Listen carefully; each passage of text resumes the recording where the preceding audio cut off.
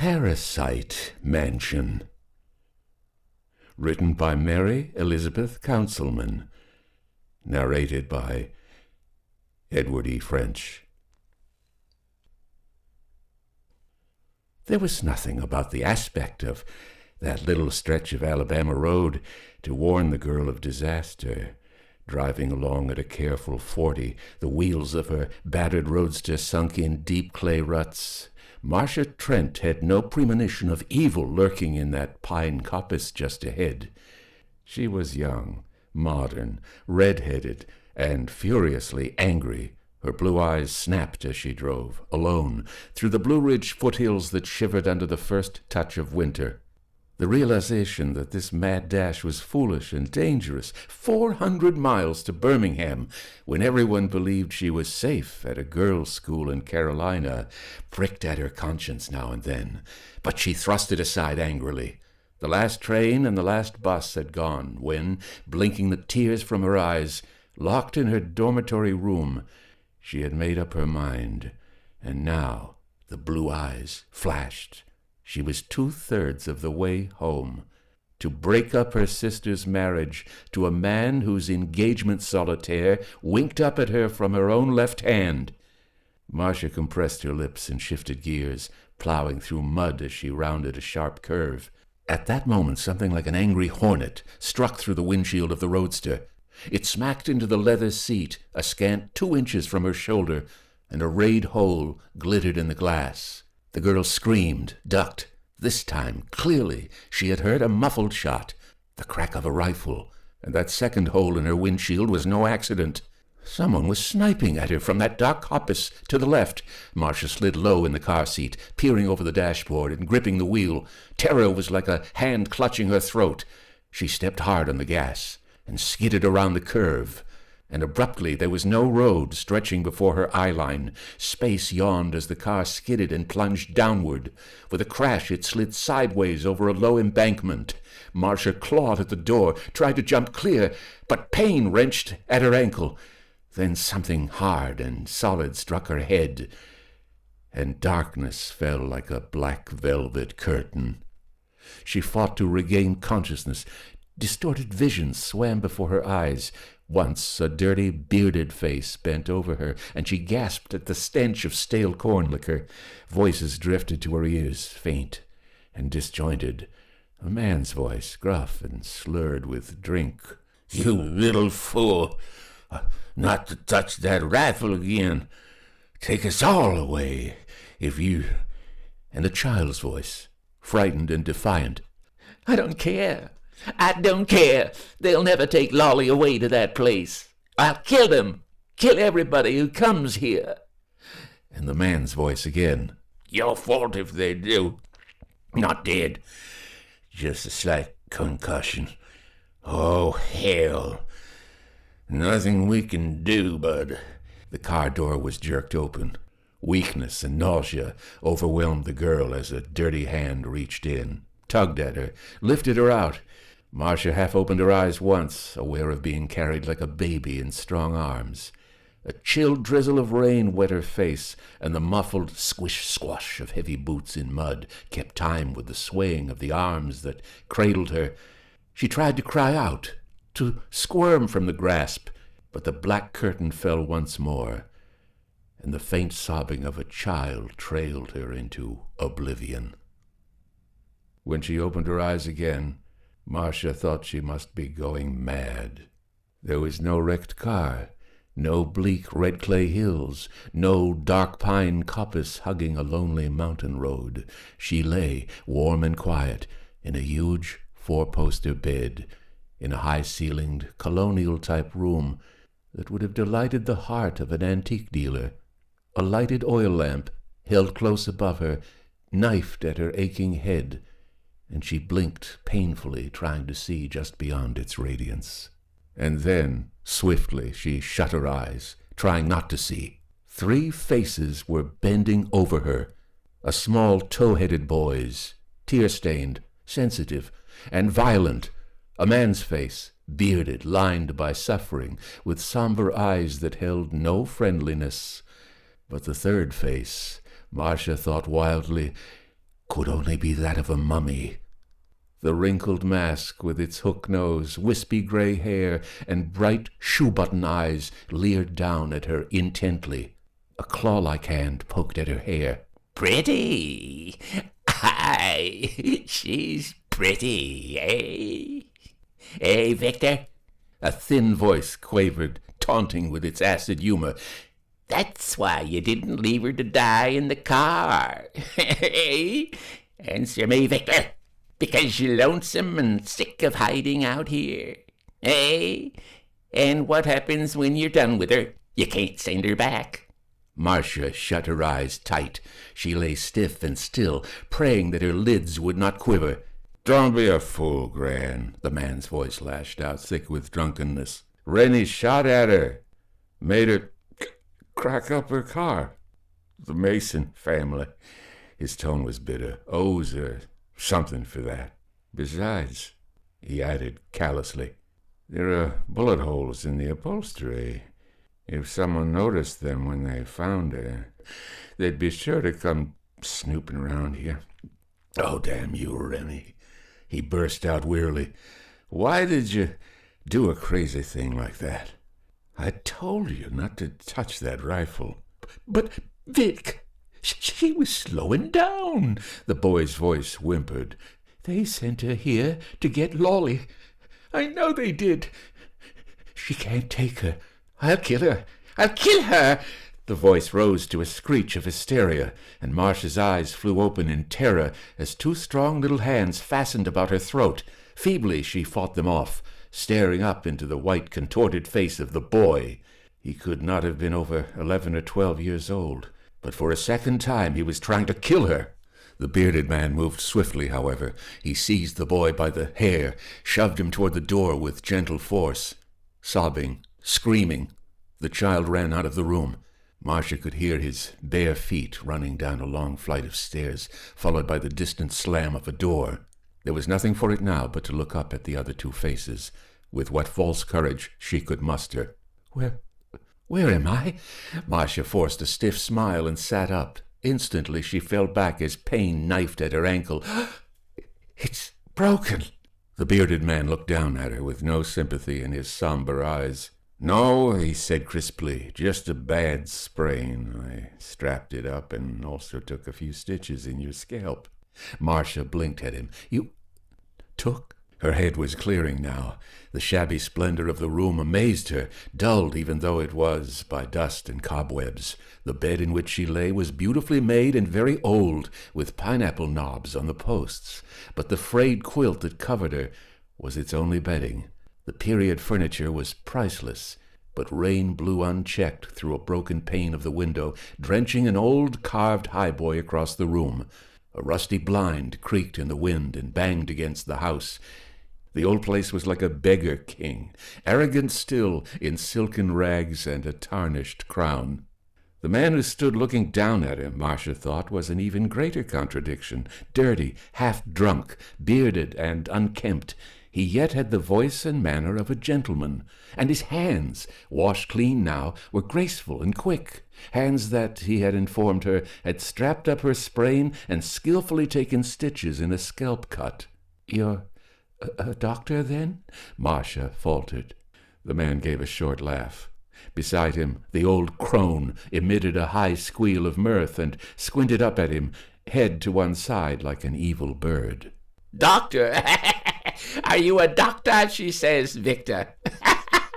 One button eye winked at Marcia, and a scrawny thumb jerked at the man. "Him? A doctor?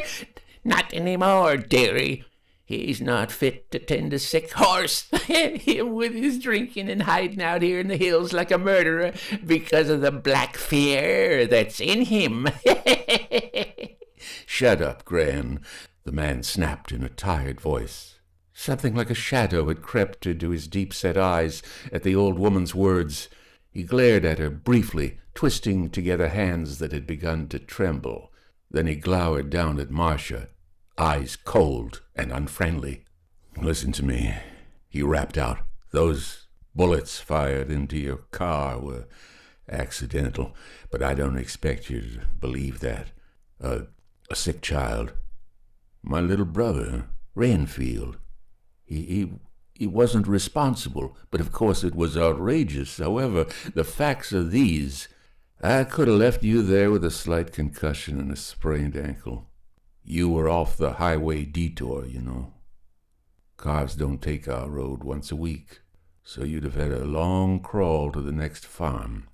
As it is, I carried you here and gave you medical attention. Free of charge. He paused, scowling down at Marcia as her scared blue eyes turned up to him. A slight quiver in her lower lip must have caught his attention, for the harsh voice softened. I'm sorry. You're frightened, of course. Don't be. You're quite safe here. I can get your car in running order, and you can be on your way early tomorrow morning. Tonight you'll have to accept. His mouth twisted again. Such hospitality as we can offer. Tomorrow, I'm requesting only that you leave without asking questions about anything you may see or hear in this house. Forget us as though we never existed. Isn't that fair enough? Yes. Oh, yes. Anything you say. Marcia nodded, terrified agreement. Of course, the man was merely trying to fool her, to calm her fears, until she bit her lip, determined not to cry with those two hostile faces glaring down at her. Thank you for helping me, she said brightly. I'm sure the shooting was accidental, and you've been kind. And I won't say a thing. All I want is to get on to Birmingham before they miss me at home and at the school I left. The man called Victor, towering over her, gave a grunt of disdain. College girl, eh? He snorted. What are you doing, driving across country alone? Carolina to Alabama, judging by your license plate. Marcia set her teeth with an effort. Not a college girl, she said with dignity. I'm 26, an assistant professor of abnormal psychology. I'm studying to be a psychiatrist. The man laughed aloud and rubbed his bearded chin. Well, I'll be damned, he said bluntly. A dumb little fluff like you? Now I've seen everything. The dark eyes narrowed as he spoke. They flicked a glance at the old crone grinning beside him, then bored into Marcia. All right, he snapped. So you're a student professor of psychiatry. Well, let me warn you, don't go practicing any of your damned scientific rot around here. Science! Once more that shadow came into his haunted, deep-set eyes, and his mouth twitched. Logic! It's fine. It's perfect, until we come up against a blank wall. Then all we can do is pretend it's not there. Fantasy. Superstition. Science is hidden behind those words too often when something that can't be explained... He broke off short, aware of the girl's intent gaze on his face. Once more his eyes went cold, menacing, and a long forefinger jabbed out. Just mind your own business while you are here, he warned, and nothing will happen to you. Stay in this room. Don't go prowling. Not that you can do very much on that ankle. And if you hear or see things that don't make sense, forget 'em. Is that clear? With a caught breath, Marcia nodded rapidly. The man grunted, then strode toward the door. On the threshold, he paused to scowl back at the old woman. Gran, he called harshly. None of your idle chatter. You hear? Or I'll break your scrawny neck. The aged mummy flapped a hand at him, cackling nasally and winking one bird-like eye at Marcia. Go on with ye, Victor! Out! Go get ye another jug of corn and come home sotty drunk as usual. I'd not be telling a stranger the Mason family secret, would I? Would I now? The man cursed audibly and stalked out, slamming the door hard. Marcia relaxed with a sigh of relief, for now perhaps she could bribe this senile old woman to let her go before... Her eyes strayed to a window, its broken pane stuffed with yellowed newspaper.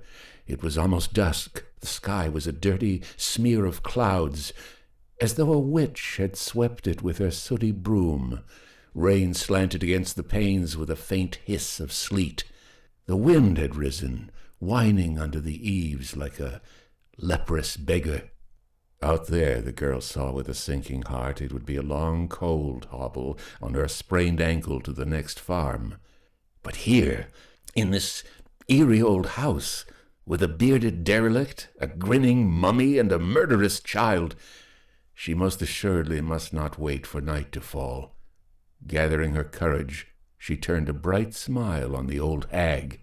"Look here." Her voice was confidential and persuasive. "There's $50 in my purse, in the glove compartment of my wrecked car. If you'll help me get away from here before he comes back, you can have it." "Have it? I got it already." Old Gran cackled with evil mirth. "Rennie fetched it to me whilst Victor was fussing over your hurt." "Good boy, that Rennie," she crooned. Then the beady eyes narrowed. "If you tell Victor, I'll put the lad onto ye again. He'll do for ye this time, sure enough. Quick and strong, Rennie is, if a bad shot. Now, if I was to give him a knife, let's say—" She squinted at the girl slyly, rubbing bony hands together. But Marcia sat up in bed, oddly steadied rather than frightened by the heavy tone of threat. "I don't think he wants to hurt me," she said calmly, "except in defense of this Lolly, his sister. I'm beginning to understand a little of this crazy business. Someone has threatened to come and take her away. Is that it? Her brother shot at me, thinking I was from the police? No, hardly. Or the county hospital, perhaps? Is Lolly tubercular or something?" The old crone burst out in another shriek of mirth at that. For a full minute she rocked with nasal laughter, flapping thin arms. Then, without a word, she scuttled from the room, leaving the door ajar on a wide, dusty hall. Marcia, frowning after her, marveled anew at the unkempt splendor of the old house, once undoubtedly the pride of an old Southern family. Places like this, she knew, were not uncommon in the deep South. Impoverished during Reconstruction days, many a family of decadent aristocrats still lived on in old homes like this one. Stubbornly they clung to the furnishings and traditions of a bygone era. Though poverty had worked its will on the people themselves, hope and ambition dried up at the spring. Only the stolid will to live kept them alive, bitter and weary and uncaring in a decaying old mansion that had once rung with music and laughter and the voices of Negro slaves. But Marcia shook her head. These people, she mused, were not the quitting kind. There was fire and fight in the eyes of that boy Rennie, and a savage defiance behind the haunted look of Victor Mason. Poverty and lack of ambition, she felt, were not the cause of their disintegration. Gingerly her hand went to her bandaged scalp and felt of the strapped ankle. Skilled hands had done that work, not those of a drunken idler. Something else had weakened the spines of these masons. Some shadow, nameless and forbidding, hung over this old house into which fate had dumped her on a rainy afternoon. The Mason family secret, the old hag had called mockingly as Victor went out. What secret? Quite clearly Marcia knew all at once that Victor Mason, ex-doctor, was horribly afraid of something, as was his nervous, violent little brother Rennie. Fear, like an obscene fungus, sprouted from the very walls of this old house. Marcia shivered, hunched down in the huge bed, and her imagination groped with a trembling hand through darkness for what the answer might be. A slight sound made her glance up, heart pounding. The half-open door was swinging slowly wider. Marcia stopped breathing, and then her breath came out with a whoosh of relief. A young girl of perhaps 16 stood in the doorway, barefoot, dirty, her frail body clad only in a sleeveless one-piece dress of cheap cotton. There was yet an exquisite fairy quality about her that made Marcia's heart turn over. Uncombed blonde hair fell shoulder-length, framing a thin, sensitive face with the dreamy, startled eyes of a fawn. Tensed, like a wild thing poised for flight, the girl took a step into the room, and another, until she stood a few feet from the bed. She stared at Marcia, lips parted in childlike wonder, hands clasped at her breast. "Oh, you're pretty."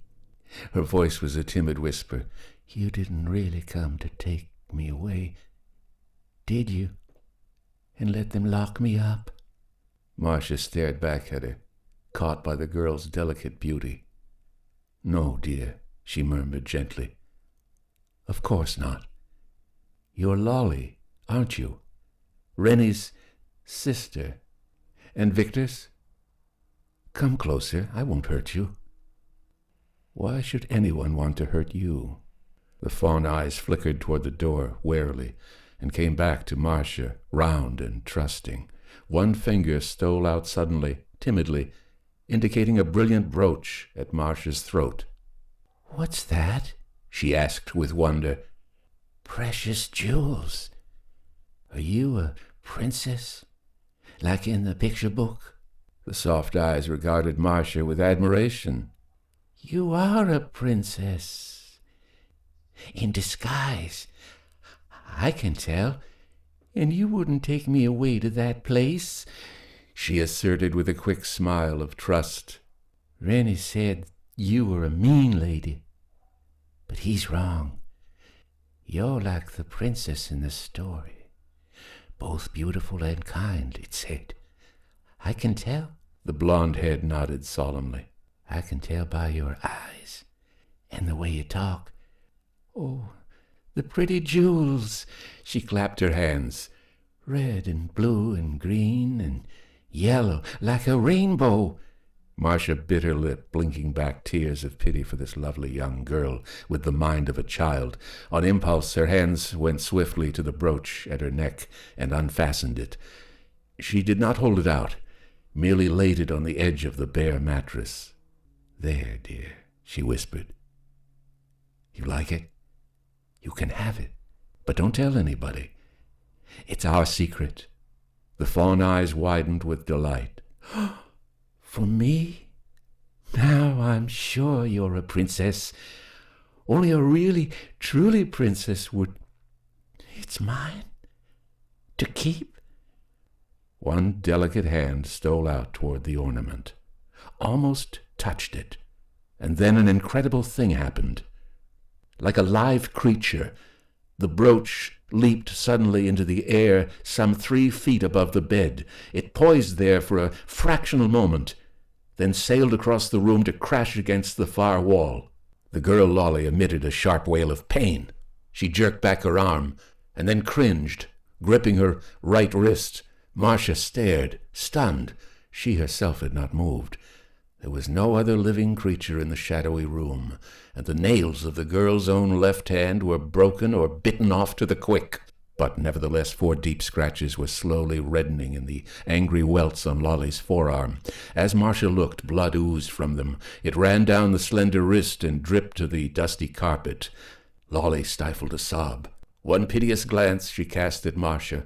Her lips moved as though she were trying to speak, to explain, but no sounds issued from them. Another sob racked her frail body.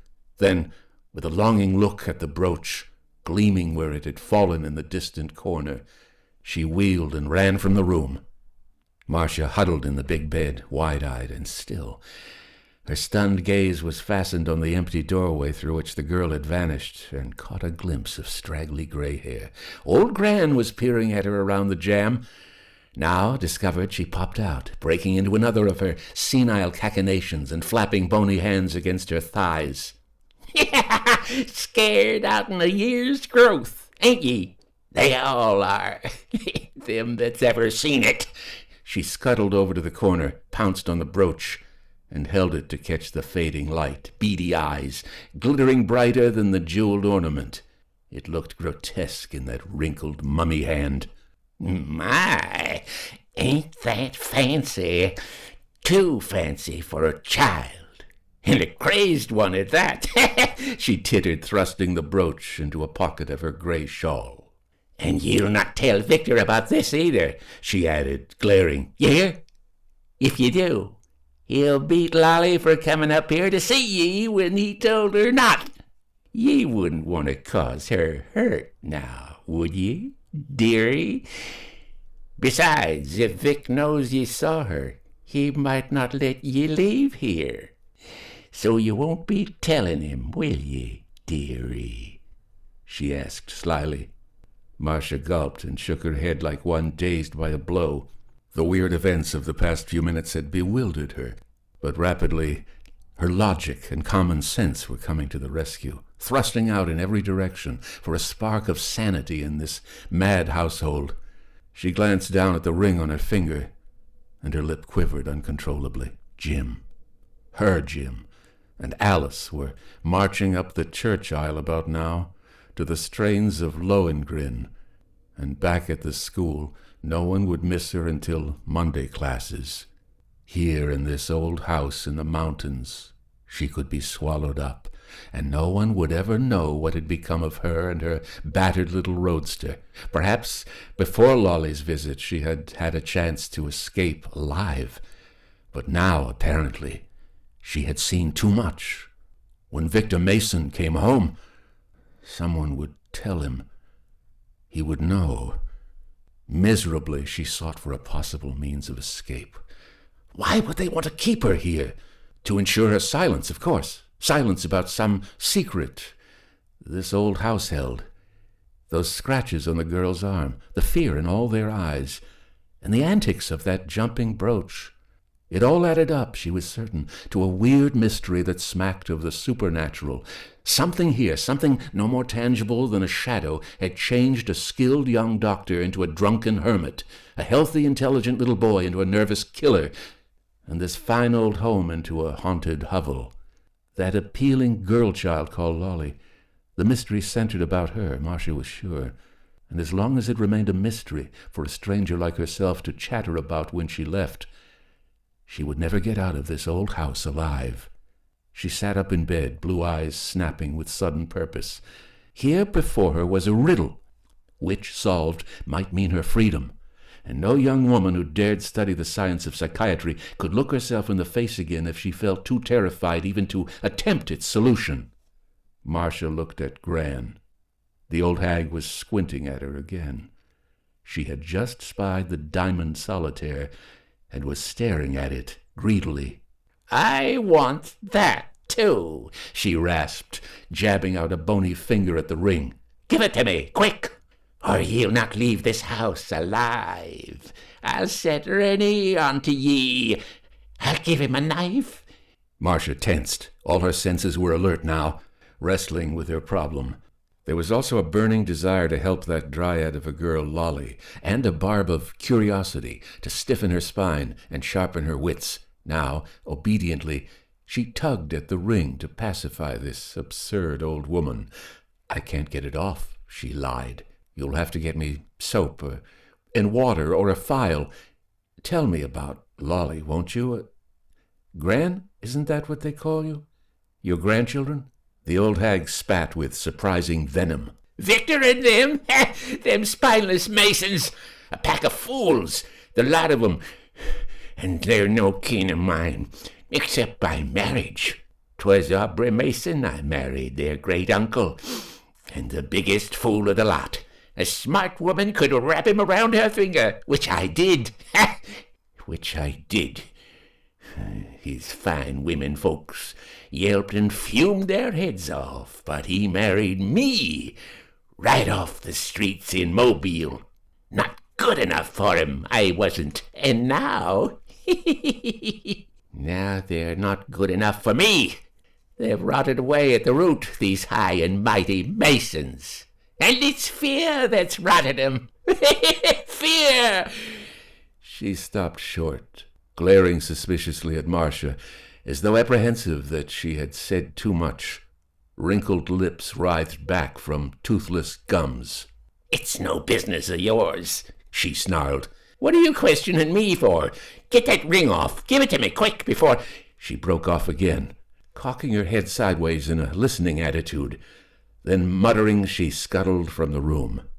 A moment later, a tall, saturnine man, clean-shaven and dressed in a cheap, dark suit, strode in from the hall. At Marcia's expression, he smiled wryly and rubbed his chin. "Yes, Miss Trent, by your driver's license," Victor Mason drawled. "You're thinking I look almost human without the beard, eh? Thank you. First time I've dressed and shaved in 6 months. You should be honored."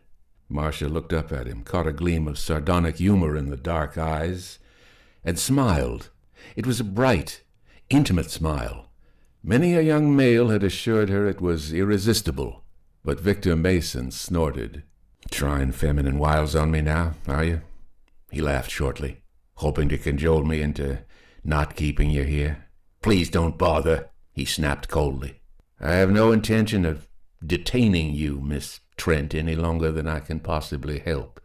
Your car wasn't damaged much, just a blowout, a bent axle, and a crumpled fender. I have a man working on it now, one who'll overlook the bullet holes." "Oh, thank you. Marcia began in a rush of relief. "Just now, though," Mason continued coldly, "I'm worried. It's Rennie. He seems determined to finish what he started the minute he gets a chance. He's hiding somewhere around the house now. Until I find him and lock him up in the woodshed, I suppose I'll have to act as your bodyguard. Damned nuisance."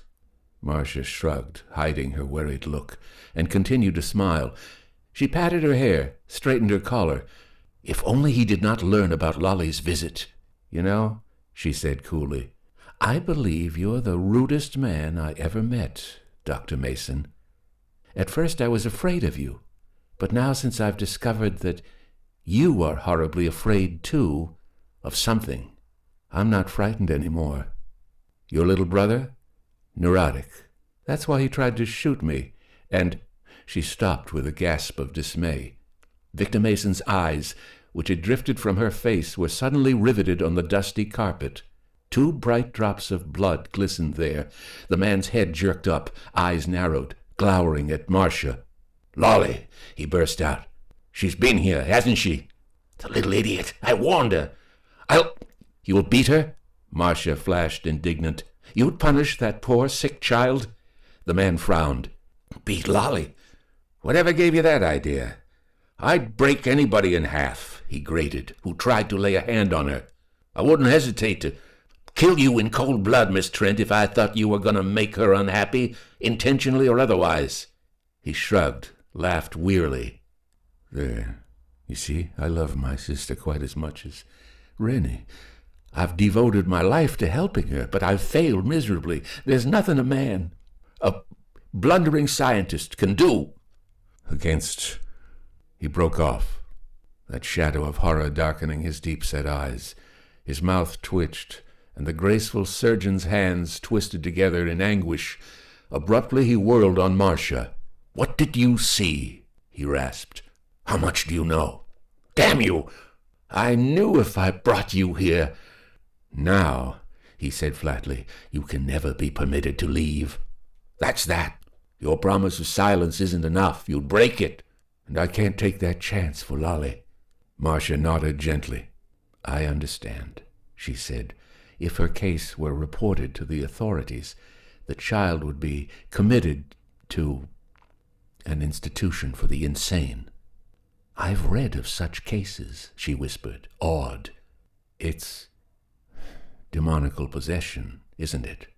When her seizures recur, she's affected with— Dr. Mason, I've heard of stigmata, but I never thought I'd see a case so remarkable. It occurs most often in religious fanatics, so I've heard. There was a case in Bavaria only last week. The woman, upset by war news, broke out with wounds similar to those of Christ on the cross. Medical records tell of dozens of other cases. There was also a little Romanian girl who broke out with bites and scratches, like those inflicted by a large cat. Dermographism, that's the medical term. And when it is accompanied by hyperemia, the stigmatic wounds actually bleed. Extreme hysteria causes the skin to react to imaginary blows, and cuts and wheals will appear as though the victim has actually been struck. Your sister, Lolly. I saw her arm break out with such wounds that bled. The attack was accompanied by temporary aphonia, too. Hysterical loss of speech. Oh, the poor darling! If only there was something we could do to help her! Victor's savage look faded. Curiously, he peered at Marcia, undecided for a moment. Then, as if driven by a surge of despair, he took one stride and sat down on the edge of the great bed. "I've misjudged you," he blurted. "You are kind. And you also seem to be a level-headed young woman, Miss Trent. You've studied psychiatry. Tell me frankly, does Lolly seem to be a mental case?" Marcia met his eye thoughtfully and shook her head. "No, Dr. Mason. She seems a rather bright child, though undeveloped, too sheltered naturally. She must be extremely nervous to be afflicted with stigmata, but no, I wouldn't say she was insane, just badly frightened, like the rest of you. What is it you're afraid of, here in this house?" The man's eyes darkened, his mouth twitched. He steadied it with an effort. "We're afraid of it," he said flatly. The thing that scratches her. Oh, yes, Miss Trent." He gestured diddly. "Talk about stigmata till you're black in the face. I've studied it. I can quote you case histories you've never heard of.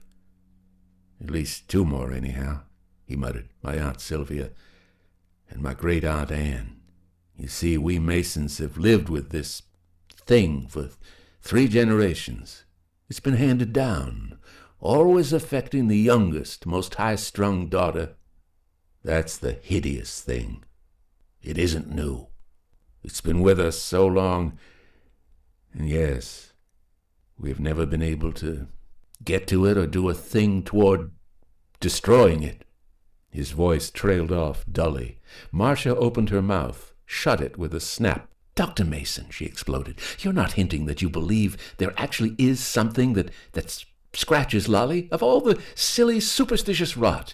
Why, an intelligent medical man like yourself—" Victor Mason snorted. "Superstitious!" He laughed harshly. "That's what we've been hearing all our lives.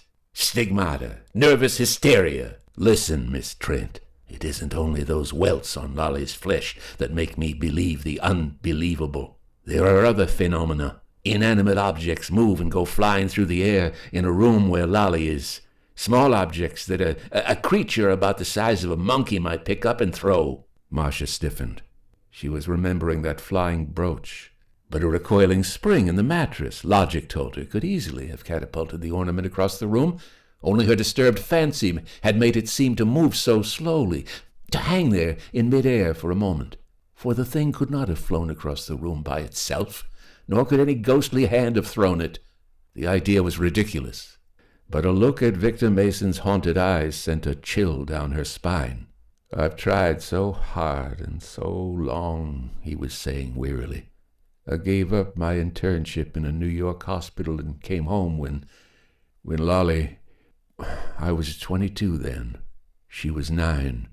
For 7 years I've worked on her here, studied, tried everything under the sun.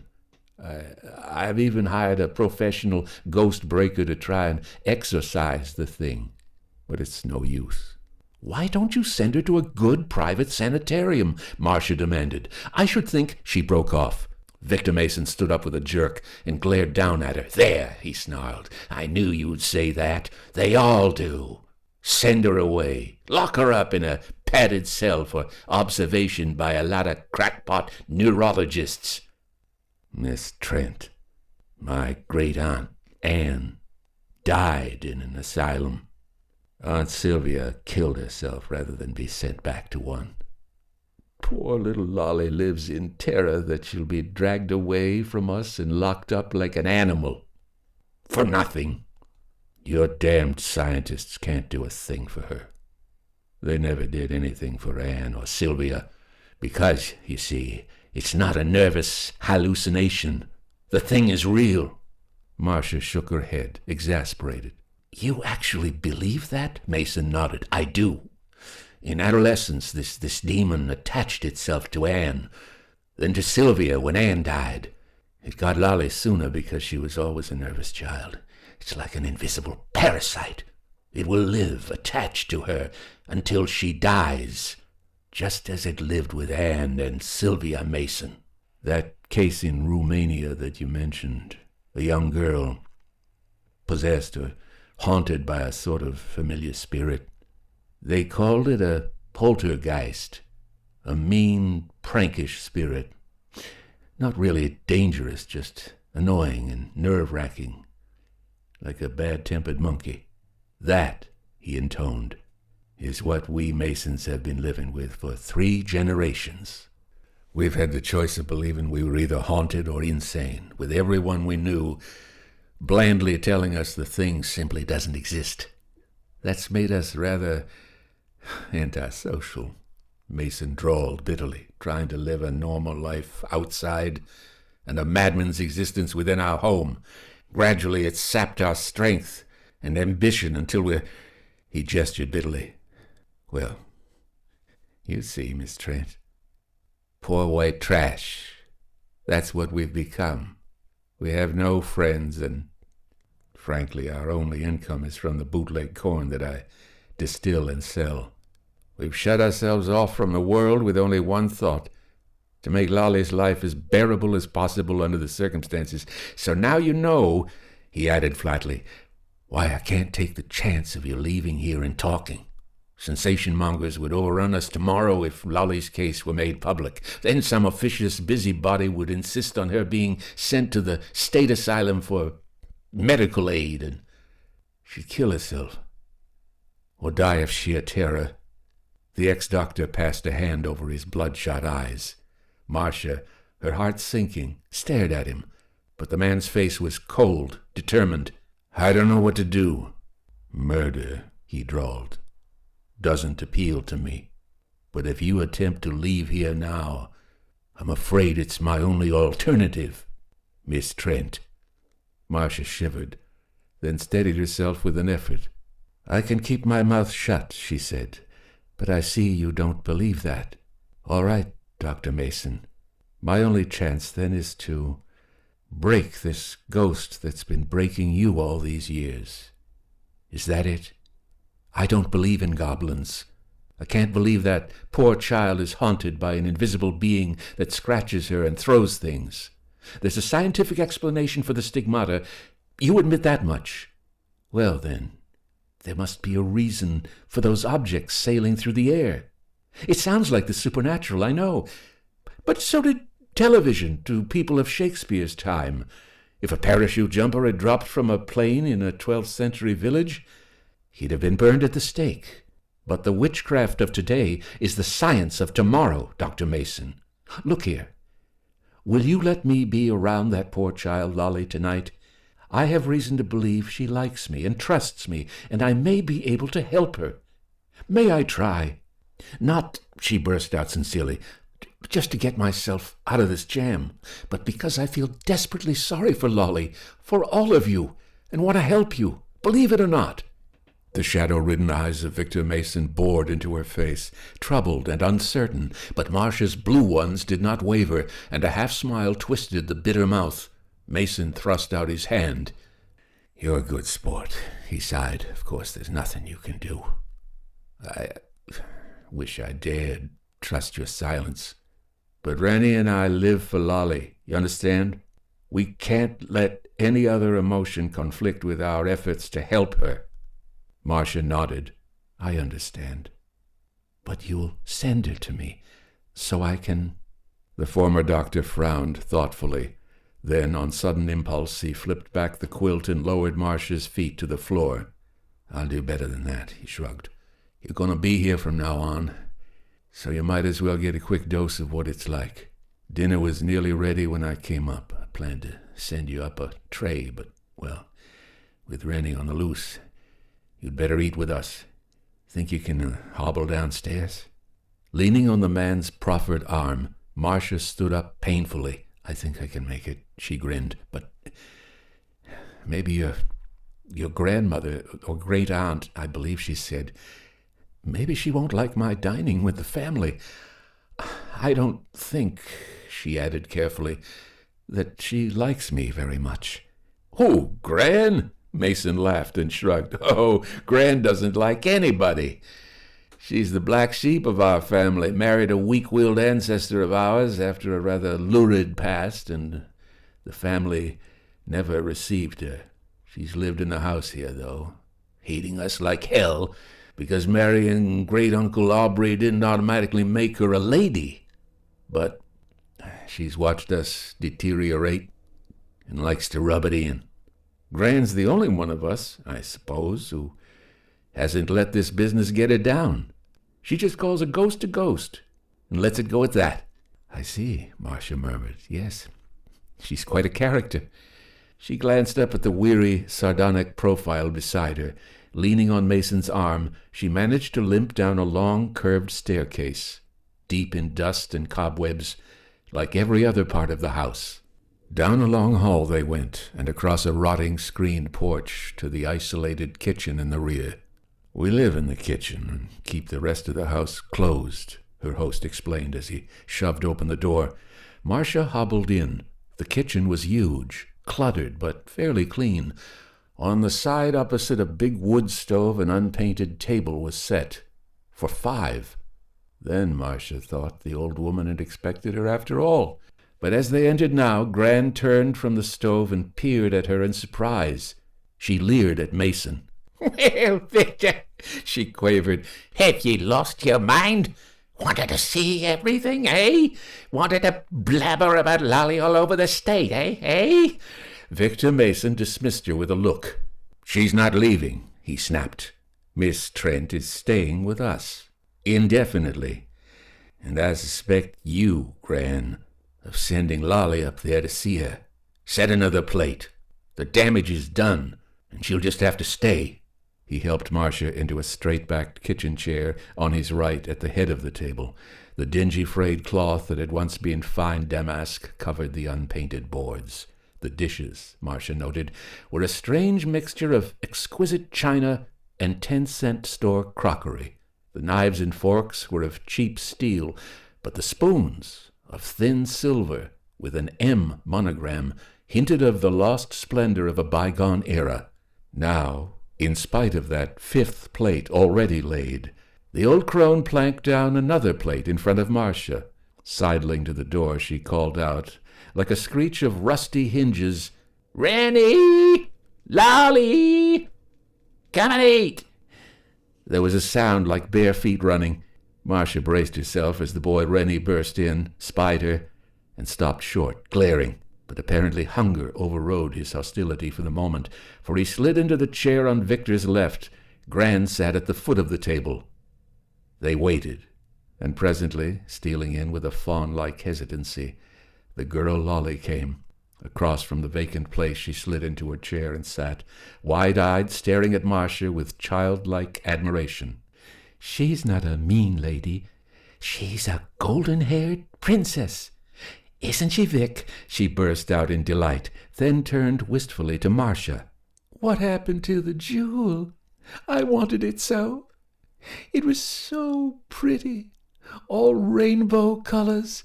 It—" The cry was wrung from her, and a hand flew to her face. Already an angry welt was appearing along her cheek, inflicted by no means that Marcia could see. Tears welled up in the wide brown eyes. Lolly huddled silent in her chair. For a moment she sat there, gulping back tears. Then forlornly she took a piece of corn pone, a spoonful of rutabaga turnips, and began to eat with quick nervous gestures.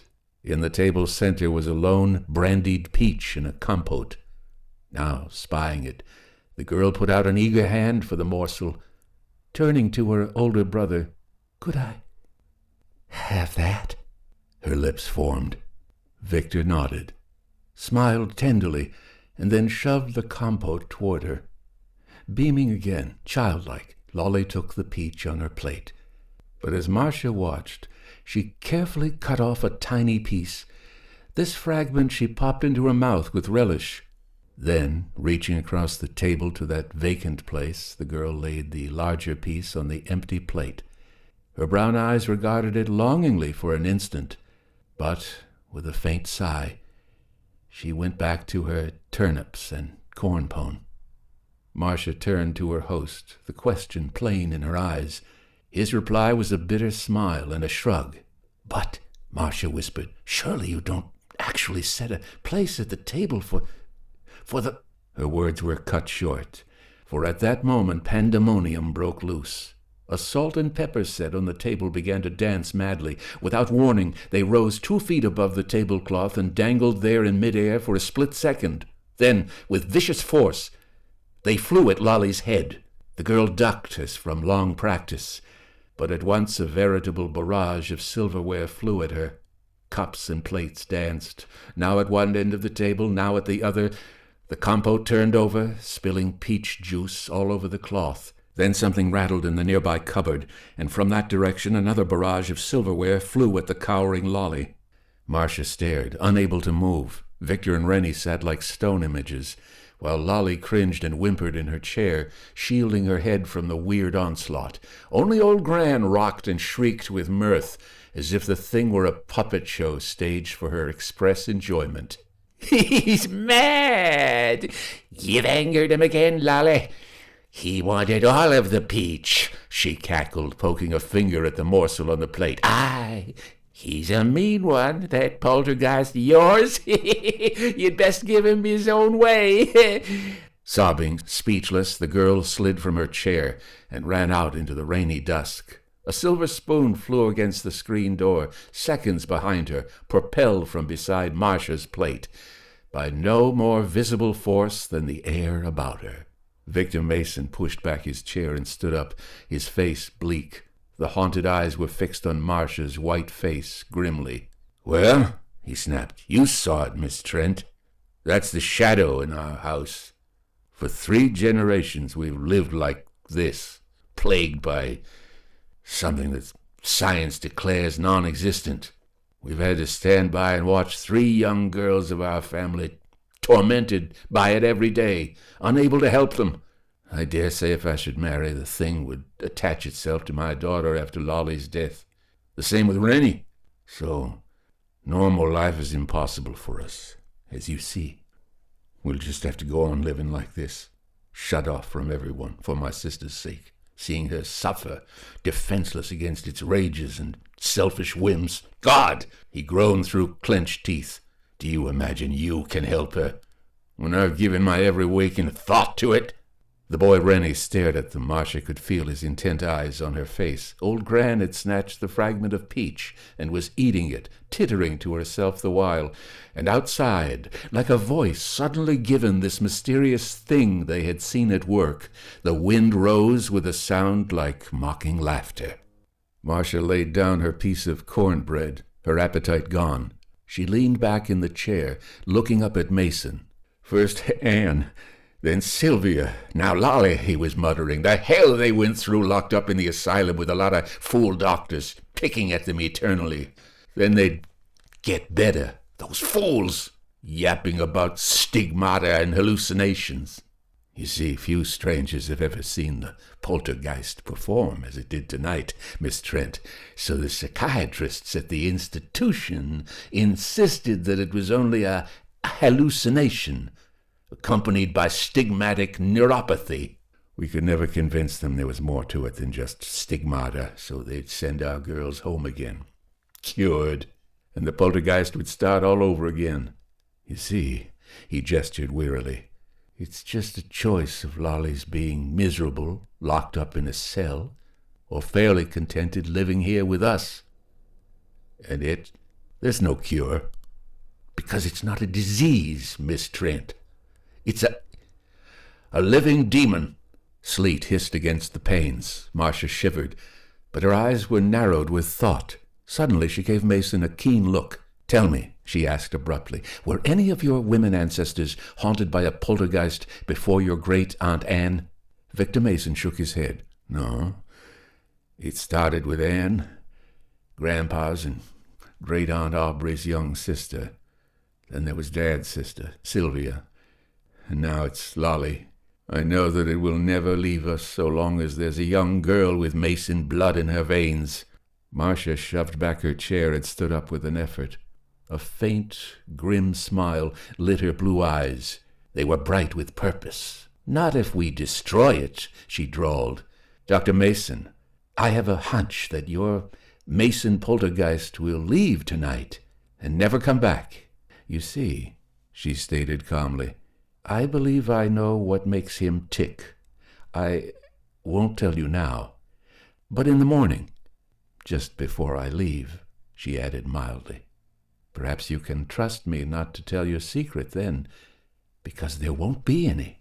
Deliberately, she looked at the glowering boy, Rennie, at the smirking old woman, at the ex-doctor. Victor Mason stared at her. Then, bitterly, he snorted. "Grandstanding, eh?" he snapped. "Well, that won't win you your freedom either. Let me warn you, it's 12 miles to the next farm. And they're friends of mine. I was right about you the first time," he flared. "You're a selfish, feather-brained little fool. You don't care what happens to us or to my sister so long as you get away from here unharmed. But get that out of your head, Miss Trent. You're not going to leave this place, and that's final." Marcia's courage wavered, but her chin jerked up again, blue eyes flashing. "Take me to my room now, please," she said coldly. "I'm not bluffing, though. I've cornered your pet ghost, and he knows it." Mounting the dusty staircase again, however, her heart sank. The old house was so big and still. From the ceiling a spider dangled unexpectedly in front of her face, and as they reached the upper hall, a lean gray rat slithered into the shadows. Marcia gasped and clung to Victor Mason's arm, but his smile was derisive. "You'll get used to it here," he drawled, "and you'll cease to fight after a while, as we all have." He shoved open the door of her room and helped her to the big bed. Darkness was falling, so he lit a smoky oil lamp standing on the highboy. With a shiver, Marcia sank down on the bed, looking up at Mason's sardonic face.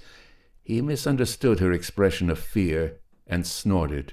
"If you're worried about my bothering you," he muttered, "please don't.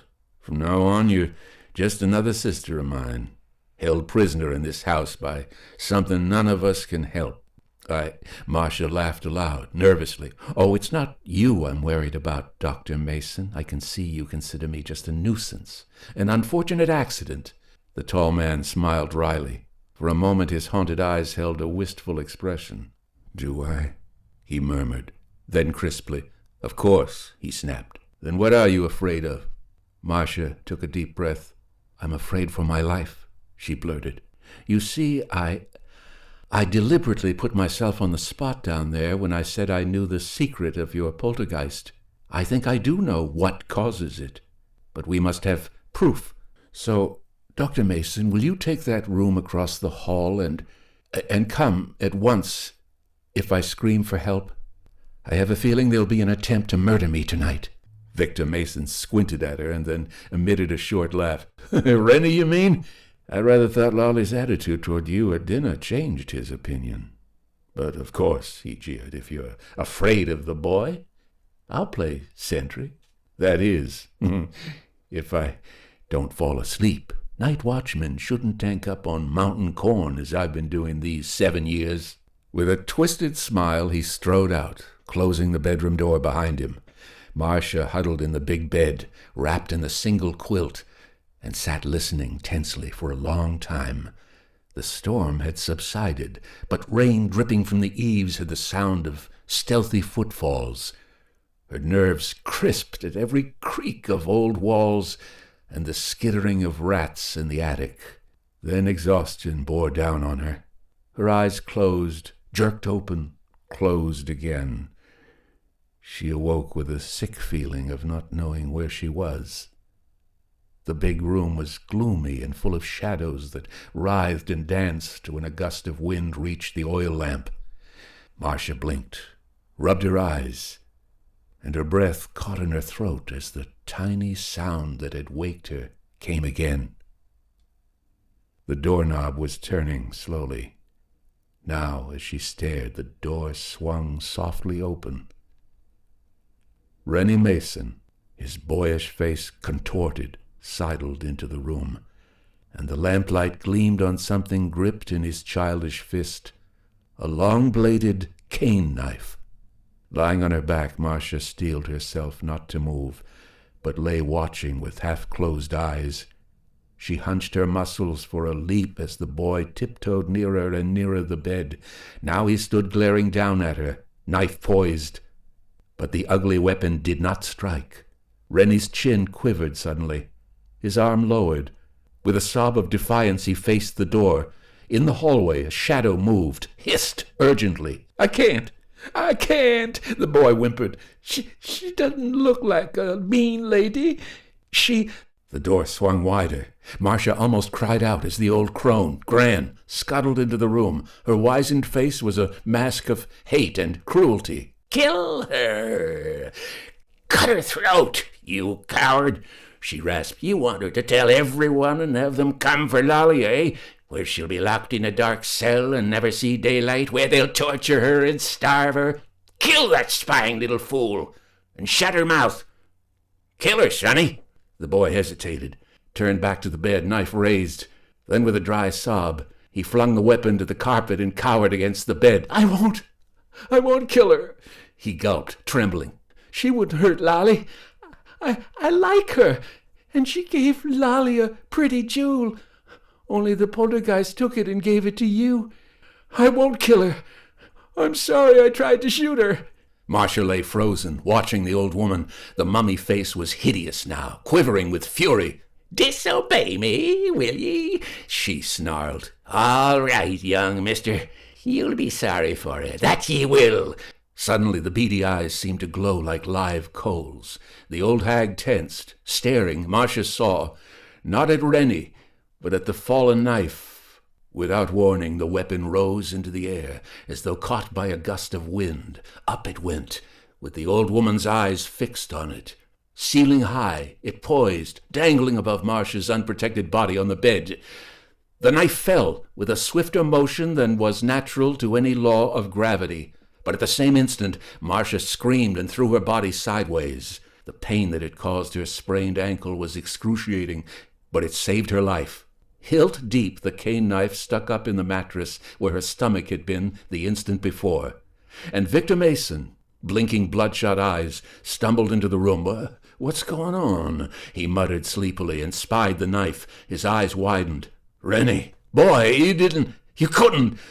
Marcia steadied herself with great effort, swung her feet to the floor, grimacing with pain. "No, Dr. Mason," she managed. He didn't do it. The knife was dropped from the ceiling by no visible hand. The poltergeist again. But where's your sister?" "Why," Mason blurted, "she's locked in her room downstairs. We always lock her in at night. Seems to make her feel safer. But the poltergeist? It's never thrown things before without Lolly in the room." Marcia shook her head, bewildered. Her eyes traveled from Dr. Mason to the sobbing Rennie. They flickered to old Gran, crouched by the door, mouthing obscenities. "Then it isn't Lolly who causes it," the girl whispered. "It isn't you, Dr. Mason, or you, Rennie. So it must be. It's got to be." She broke off with a gasp of certainty, for the old hag had recoiled as though she had been struck. The wrinkled lips writhed, the mummy hands lifted with a jerk, claw-like fingers pointing at Marcia in the manner of a hypnotist. And a dozen small objects abruptly hurled through the air. A comb from the dresser, a bud vase from the table, Marcia's compact. From all over the room, as though blown by an unfelt wind, the eerie missiles flew straight at Marcia's head. She cowered, trying to shield her face. A small Godet print, wrenched from the wall, struck her forehead, and she cried out. Gran shrieked with laughter. "You! I'll fix ye good and proper, ye meddling little fool!" the old woman snarled. "See that? Ha! There's precious few can do it. See? From where they had fallen, the small objects flew at Marcia again. As suddenly they dropped. Gran choked, eyes bulging. She sagged against the door, clutching at her heart. Then, buoyed up by a last spurt of venom, she jeered at the staring trio. she gasped. It was me. It's always been me and no other. Poltergeist. All these years I've made them believe in it and feel it and almost see it. And Sylvia and Lolly always thought they was better than me. Fools. Marcia gaped at her, sickened by the cruelty in that old face. I see, she whispered. I understand now. Oh, it's diabolical, Dr. Mason. You said she married into your family by trickery, and she was furious at being snubbed by your womenfolk. She hated all of you Masons as a symbol of what she wanted to be but never could. Hate was like poison in her veins. So she set out to break you, to destroy you little by little. Your great-aunt Anne must have been a sensitive, high-strung young girl, easily bullied and frightened by something she could not understand. And Gran here had a peculiar talent to scare her with. It's bestowed on very few people at birth. Certain wizards of ancient times could do what she did just now. Also a few professional mediums of today. It's called the power to levitate. Some kind of electrical wave in the body of the subject can be directed at small objects with such force as to move, lift, or throw them a short distance. I happened to read an article about it written for the Society of Psychic Research. Science knows very little about the phenomenon, but then we have much to learn about telepathy and hypnotism. In the next century, we may know as much about the electrical powers of the human body as we have learned about radio in this century. Victor Mason gaped at her, then at the mouthing old woman. I don't understand, he mumbled. You mean there's no poltergeist? And there never was any, Marcia nodded. But this fiendish old woman has created such a strong illusion of one that you've all believed it. She must have levitated objects around Anne Mason until she frightened the girl into believing she was haunted by a demon. By subtle suggestion that the thing might scratch her, she got the girl into such a hysterical state that stigmata appeared. When you told me the poltergeist didn't throw things where strangers could watch, Dr. Mason, I suspected what it was. I guessed whom, too, when you said there had been no haunted Mason before Gran's advent. Genuine psychic phenomena can be witnessed by anyone. But your great-aunt here was too clever to risk detection. She confined her performances to your terrified family, or to those few whom she thought too stupid to suspect anything. At the asylum, of course, the poltergeist never did perform, because Gran wasn't around. So the doctors concluded that that part was only a hysterical hallucination of Anne's or Sylvia's. Their stigmata, however, kept on, even when not accompanied by the other thing, the levitating. Naturally, the girls were hysterical, even under treatment. Without the flying objects to scare them, they gradually got better and were sent home, cured. What the psychiatrists couldn't know, of course, was that the poltergeist, in the form of your great-aunt, was waiting to begin its reign of terror all over again. You see? The ex-doctor leaned weakly against the bed, his arm around his little brother's shoulder. They stared, stunned, from the girl to the old hag. It's so inhuman, Marcia shuddered. I can hardly believe it myself, those innocent, high-strung young girls thinking they were haunted by a demon, when they were only being tortured by a wicked, sadistic old woman with, well, call it a supernatural power to levitate small objects. Someday, perhaps, the general public will understand and control the same power, he predicted, and use it to good advantage. Your great-aunt used it to good advantage. She frightened and bullied all you Masons, using the poltergeist to enforce her selfish whims. Like that brandied peach tonight that Lolly wanted so badly, and the jeweled brooch she stole from me after I tried to give it to your sister, and the way she tormented Lolly by throwing things at her to make you and Rennie suffer from your inability to protect the child. Oh, you diabolical old witch! 3 helpless young girls, she whirled on the old woman, sick with indignation. Gran cowered against the door, tittering. Her beady eyes flickered from the girl to Rennie to Victor's stunned face, and she broke out in a wild cackle of mirth. It's true, she shrilled. A pack of fools, the lot of ye. I've had my way in this house, for all your hoity-toity manners.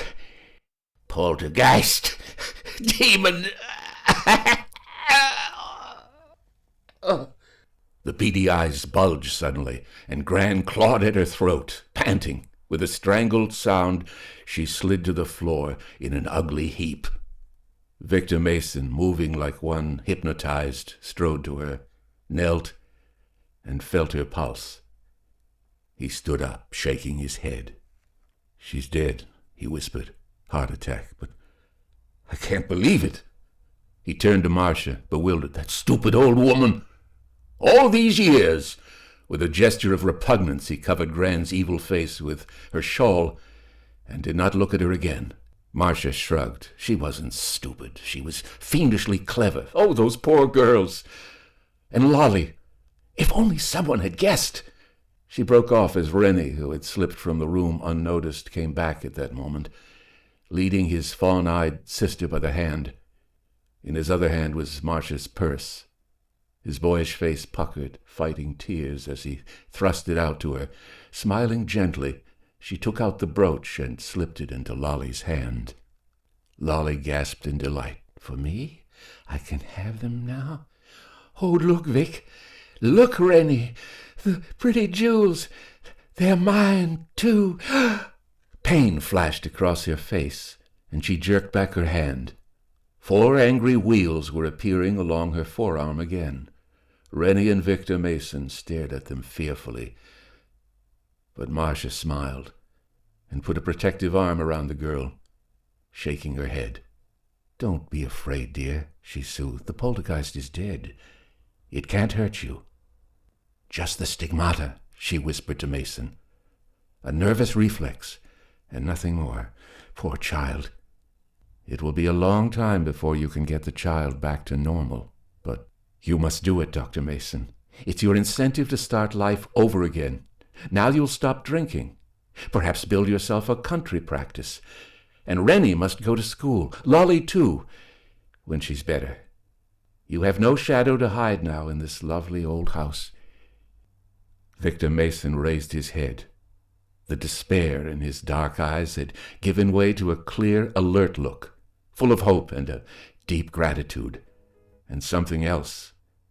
Marcia saw it and lowered her eyes hastily to Lolly's upturned face, but she heard the tall doctor chuckle softly, like a man with purpose, like a man awakened in a sunlit room from a long and horrible nightmare.